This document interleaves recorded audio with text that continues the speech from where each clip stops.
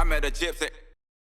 I've always been fine on a motocross track with bikes near me, but like a car, like spatially, my brain It takes years to doesn't develop that. doesn't have the like spatial awareness like I do when I'm on a bike with my elbows out. You know, like you get like a sense of like feel, you know, more with like your limbs, right? And it's so much smaller. It's like, you know, but with a car, it takes so much time. And I would just like basically show up, qualify, or practice, qualify, and then race 2 days in a row, right?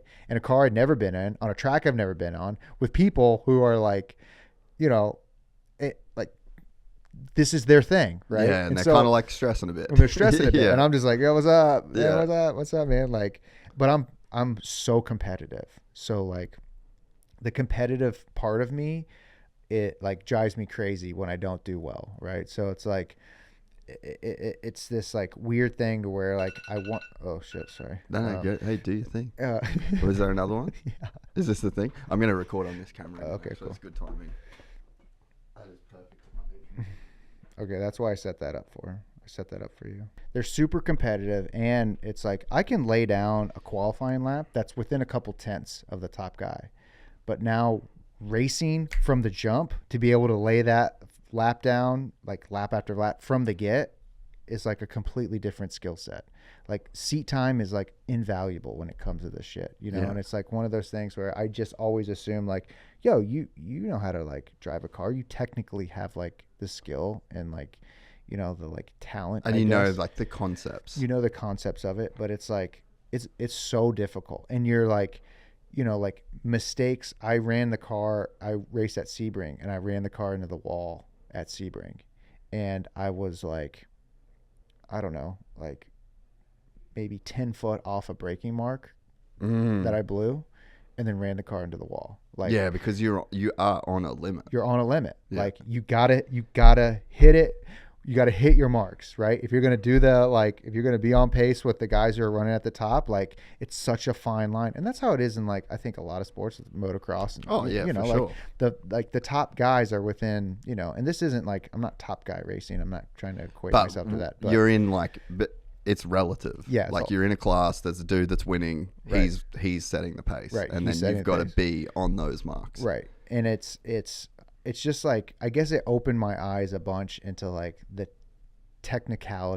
technical aspect of racing is way more like it's just so much nuanced. There's so much nuance to it compared to what I thought. I was just Well, it's like that last 20% building a car. yeah, right, exactly. It's just like that's the part where it's like, oh, like you know, like you brake 5 foot later here and you put down 17% more pressure on the pedal, and then you release it off at this point X% less as you turn in until you're fully off the brakes. Then you're back on the gas at this point and it's like you got to do that at speed with someone 6 inches from you, and if they do something weird, now you got to adjust. Now you got to make, you know, so like all these things you don't inherently think about are like running through your brain as you're going hundreds of miles an hour into like a corner, you know, like it's just crazy. It's just absolutely crazy. And I never gave it that respect. I was just like, yo, dude, you can drive a car. Yeah. No big deal, you know, but there's a lot that goes to it. And I think like this past year I learned a ton and like gained a whole new amount of like respect for guys who do that.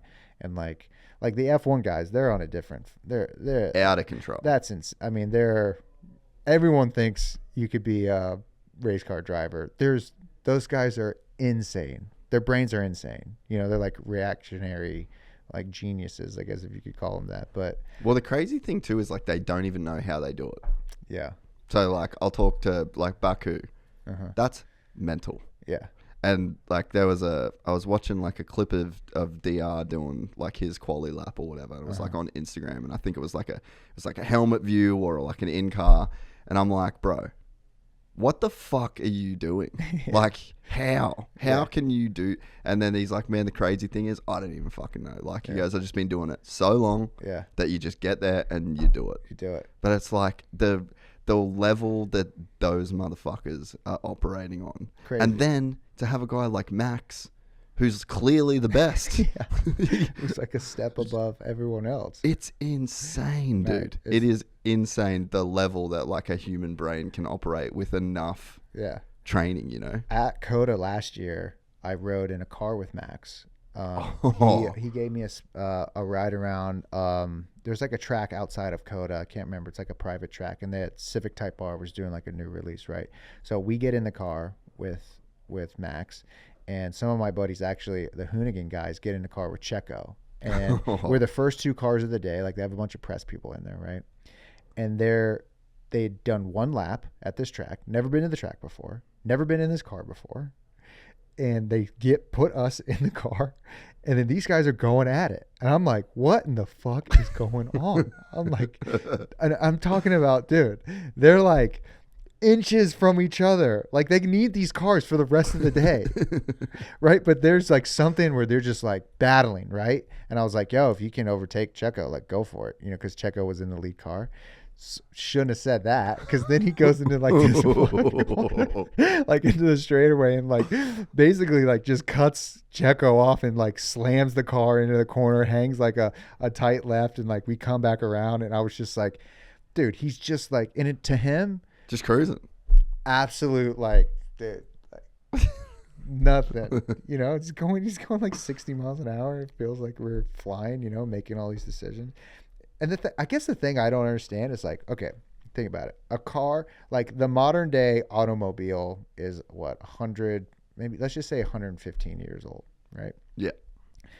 Let's just say at 100 years old of that thing going pretty fast, right, at speed. Humans are thousands of years old. Like our brain hasn't been able to like develop as fast as like the cars and the speed at which they reach. So these guys are just freaks. Yeah. Like they're like, you're not like MotoGP guys too.